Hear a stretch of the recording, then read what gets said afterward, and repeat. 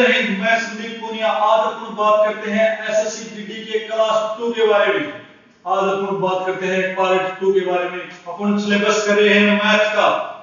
अपन math के syllabus की बात चल रही थी। अपना टॉपिक चल रहा था संख्या पद्धति।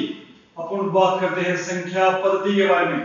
नंबर सिस्टम टॉपिक कल अपन पढ़ रहे थे संख्या पद्धति। आज संख्या पद्धति की क्लास 2 के बारे में बात करें। जैसा कि क्लास 1 आपने देख चुका है, आज एसएससी जीडी की दूसरी क्लास 3 महीने का कोर्स करने के लिए मात्र 3 महीने भर्ती परीक्षा में बच रहे। 3 महीने में संपूर्ण कोर्स कंप्लीट करने के लिए मात्र 3 महीने में संपूर्ण कोर्स कंप्लीट करने के लिए आप अपने चैनल को सब्सक्राइब कर लेना। आप बात करते हैं नंबर सिस्टम संख्या पद्धति। कल बात चल रही थी अपने लास्ट क्लास की, बात करते हैं परिमेय संख्या। अपन बात चल रही थी परिमेय संख्याओं की और अपरिमेय संख्याओं के बीच में कंपेयर चल रहा था। अपरिमेय संख्या अपन बात करते हैं परिमेय संख्या और अपरिमेय संख्याओं की। परिमेय संख्या वह संख्या है जिसे p अपॉन q के रूप में लिखा जा सकता है।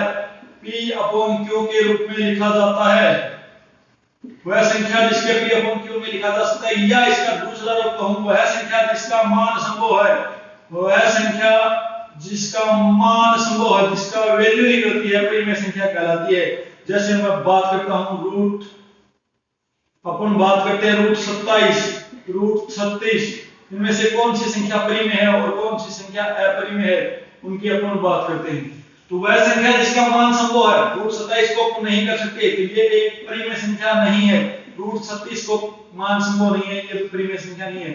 रूट 41 परिमेय संख्या नहीं है। रूट 7 को अपन 7 कह सकते हैं। तो ये एकमात्र परिमेय संख्या का उदाहरण देखने को मिलता है। इस प्रकार बात करते हैं अपरिमेय संख्या, तो वह संख्या जिसे सरल नहीं कर सकते, वह संख्या जिसे सरल नहीं कर सकते, वह संख्या जिसे सरल नहीं कर सकते अपरिमेय संख्या कहलाती है। अर्थात वह संख्या जिसमें आइटा आता है, आइटा आता है, अपरिमेय संख्या कहलाती है। दोस्तों आपको मान बताना चाहिए, आइटा स्क्वायर का मान -1 होता है। आइटा स्क्वायर का मान -1 होता है। जहां पर अपन लिख सकते हैं माइनस का आइटा, कहीं पर भी आइटा स्क्वायर का मान -1 होता है। p q प्लस r, इस प्रकार की जो संख्याएं अनुरूप की सारी संख्याएं अपरिमेय संख्या कहलाती हैं। अपरिमेय संख्या कहलाती है। इसके आगे की बात करता हूं मैं। आगे अपन पूछते हैं वह तीसरे नंबर की संख्या आज की पढ़ते हैं भाज्य संख्या। भाज्य संख्या बात करते हैं। भाज्य संख्याएं क्या होती हैं? वे सभी संख्याएं भाज्य संख्याएं कहलाती हैं। वे सभी संख्याएं भाज्य संख्या कहलाती हैं। वे सभी संख्याएं जिसमें स्वयं के अलावा, जिसमें स्वयं के अलावा मतलब स्वयं खुद उस संख्या के अलावा किसी भी एक संख्या का भाग जाना चाहिए, किसी भी एक संख्या का भाग जाना चाहिए, किसी भी एक संख्या का भाग जाना चाहिए, वो संख्याएं भाज्य संख्याएं कहलाती हैं। अर्थात मैं कह सकता हूं कि वह संख्या जिसके फैक्टर होते हो, वह संख्या जिसके फैक्टर अर्थात बात करूं गुणनखंड या फिर अपनी लैंग्वेज में बोले तो टुकड़े होने चाहिए, वो संख्याएं भाज्य संख्याएं कहलाती हैं। जिसके गुणनखंड संभव है, जैसे मैं बात करता हूं 27, तो इसको मैं 3 into 9 लिख सकता हूं। बात करता हूं 16, 2 into 8 लिख सकता हूं। बात करता हूं 4 की, 2 into 2 लिख सकता हूं। बात करता हूं 6 की, 2 into 3 कर सकता हूं। अर्थात वे सभी संख्याएं जिसमें स्वयं के अलावा किसी भी एक संख्या का भाग जाना चाहिए, स्वयं के अलावा किसी भी एक संख्या का भाग जाना चाहिए, अर्थात उसके फैक्टर होने चाहिए या फिर उसके टुकड़े होने चाहिए, वे संख्याएं भाज्य संख्याएं कहलाती हैं। 27 के फैक्टर कर सकते हैं 3 into 9, 16 के फैक्टर कर सकते हैं 2 into 9, अर्थात जिसमें किसी भी संख्या से भाग जा सकता है, गुणनखंड हो सकते हैं या टुकड़े किए जा सकते हैं, वे संख्याएं भाज्य संख्याएं कहलाती हैं। वे संख्याएं जिसमें स्वयं के अलावा किसी भी संख्या का भाग जाए, भाज्य संख्याएं कहलाती हैं। इसके विपरीत बात करते हैं अभाज्य संख्याएं। इसके विपरीत अगली संख्याओं की बात करता हूं। अभाज्य संख्याएं, अ शब्द ही ऋणात्मक चिन्ह को दर्शाता है।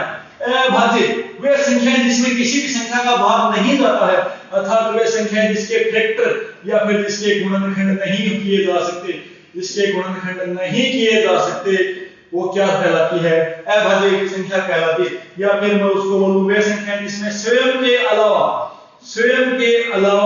किसी भी संख्या का, स्वयं के अलावा किसी भी संख्या का भाग नहीं जाता, किसी भी संख्या का भाग नहीं जाता, किसी भी संख्या से विभाजित नहीं होती, किसी भी संख्या से विभाजित नहीं होती, अभाज्य संख्याएं कहलाती हैं। किसी भी संख्या से स्वयं के अलावा किसी भी संख्या से विभाजित नहीं होती, वो संख्याएं अबाध्य संख्याएं कहलाती हैं। जैसे मैं एग्जांपल पर बात करता हूं, जैसे मैं बोलता हूं 13, जैसे मैं बोलता हूं 17, जैसे मैं बोलता हूं 19, जैसे मैं बोलता हूं 23, ये वो नंबर है जिसके फैक्टर नहीं किए जा सकते। मैं इसको फैक्टर करूं तो 1 into 13 नहीं कर सकता हूं, 1 into 17 नहीं लिख सकता हूं, 1 into 19 नहीं लिख सकता हूं, 1 into 23 लिख सकता हूं। अर्थात 7 या 8 के अलावा इसका कोई भी टुकड़ा नहीं किया जा सकता। वो संख्याएं अबाध्य संख्याएं कहलाती हैं, अबाध्य संख्याएं कहलाती हैं। मैं बात करता हूं 1 से लेकर 100 तक की। महत्वपूर्ण प्रश्न उठता है कि 1 से 100 तक कितनी अबाध्य संख्याएं होती है। तो याद रखना 1 से 100 तक अबाध्य संख्याओं की जो नंबर होती है, काउंटिंग होती है, वो कुल संख्याएं होती हैं 25। 1 से 100 तक कुल अबाध्य संख्याओं की बात करते हैं तो 1 से 100 तक कुल अबाध्य संख्याएं 25 हमें देखने को मिलती है। मैं बात करता हूं 1 से 100 तक अबाध्य संख्याएं। प्रथम अबाध्य संख्या 2, एकमात्र प्रथम और सम अबाध्य संख्या हमें देखने को मिलती है, वो संख्या है 2।